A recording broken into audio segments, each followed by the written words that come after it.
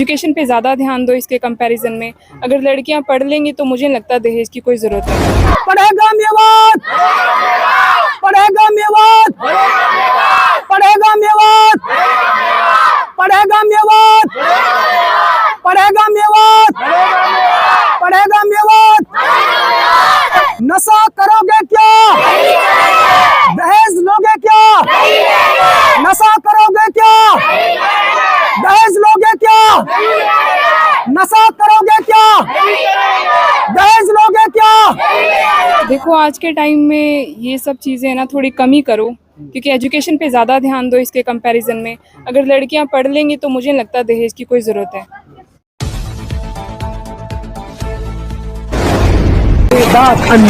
सबसे पहले तो मैं मंच पर विराजमान हमारे टीचर्स और गांव के एक्स सरपंच और सामने ग्राउंड में बैठे हमारे बहुत ही प्यारे छात्र छात्राएं, इनका दिल की गहराई से धन्यवाद करता हूं और सदा आभारी रहूंगा इस प्रेम के लिए। आज जो नशा है चरम सीमा को पार कर रहा है, आप यकीन मानना। दहेज और नशा जो है उसकी दवा है शिक्षा। शिक्षा होगी तो ये दबते चले जाएंगे, इसलिए शिक्षा बहुत जरूरी है।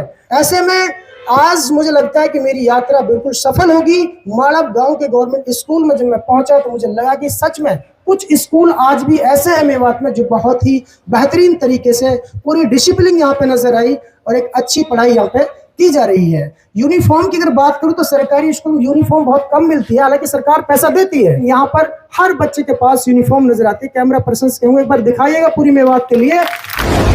नशा करोगे क्या? नशा करोगे क्या? अरशद बीसपुर जो एक मशहूर पत्रकार हैं, उन्होंने एक पैदल यात्रा शुरू की है नशा, दहेज और शिक्षा को लेकर। वो यात्रा 300 गाँव में जाएगी और आज आपके स्कूल में पहुंची है, तो उस यात्रा के बारे में आपके क्या विचार हैं? आज जैसे अरशद भाई अपनी टीम के साथ हमारे स्कूल मालब में आए, उन्होंने जो ज्वलन समस्याएं हैं, वैसे मेवात तो हर क्षेत्र में अब आगे बढ़ रहा है, लेकिन कुछ समस्याएं हैं जिसके बारे में मैंने विस्तार से बताया।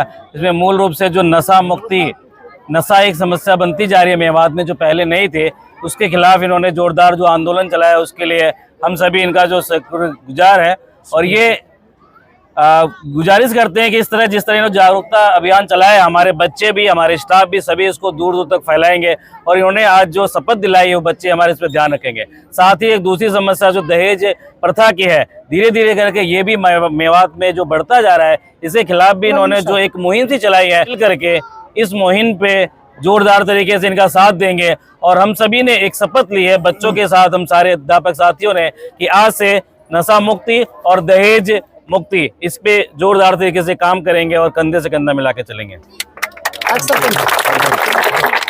पढ़ेगा मेवात, पढ़ेगा मेवात, पढ़ेगा मेवात, पढ़ेगा मेवात। जो ये अरशद भाई ने जो मुहिम चलाई है, हम भी इससे पहले जागरूक थे, लेकिन इसके आने से कि जितना नौजवान बच्चों में ये बात फैलेगी और ये बच्चे इसका जल्दी इम्प्लीमेंट करेंगे, ऐसा हमारा गुमान है।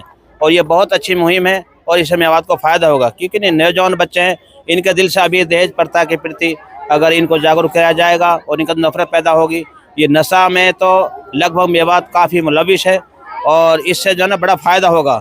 और इन बच्चों को मैंने पहले भी हमारे प्रिंसिपल साहब ने प्रयास किए थे, स्लोगन भी लिखवाए थे, लेकिन इसके आने से और हर बच्चे को बड़ा अच्छा रिजल्ट जाएगा इसका।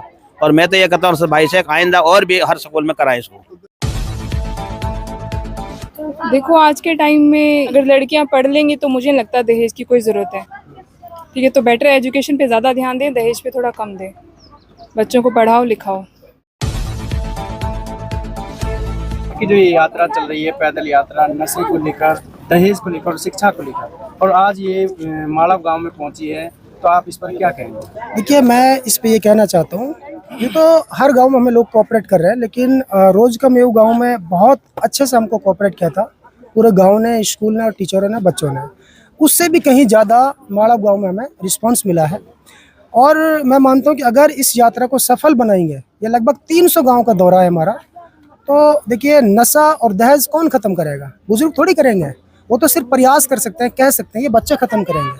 भविष्य इनका है, देश का गौरव ये है। 10 साल से 20 साल के बीच के जो बच्चे, शादियाँ इनकी होंगी आगे चल करके, तो दहेज भी लेंगे, नशा भी ये करेंगे। और शिक्षा अगर इनके पास बेहतरीन आएगी तो ये तमाम चीज़ें ख़त्म हो जाएंगी। हमारा मेन फोकस शिक्षा पर है। मेवात के बच्चे शिक्षित बनेंगे तो तमाम चीज़ों का इनके अंदर जो टैलेंट आएगा और ये खुद पे खुद छोड़ देंगे। आपसे पहले जो चीज़ें चल रही मेवात, जैसा साइबर ठगी की बात हो, एलेक्स की बात हो, किसी भी उल्टे सीधे काम की बात हो, वो अनपढ़ता है, जहालत है, अज्ञानता है, वो अशिक्षित लोग हैं, इसलिए उनको संस्कार नहीं मिला है। अभी मैं स्टाफ से निवेदन करना चाहता हूँ, जिस तरह आप लोगों ने हमारी टीम को प्यार दिया है, आप इन बच्चों को बहुत ही बेहतरीन तरीके से आप शिक्षा दिलाएं, बस मेरा आपसे यही निवेदन है। शुक्रिया सर।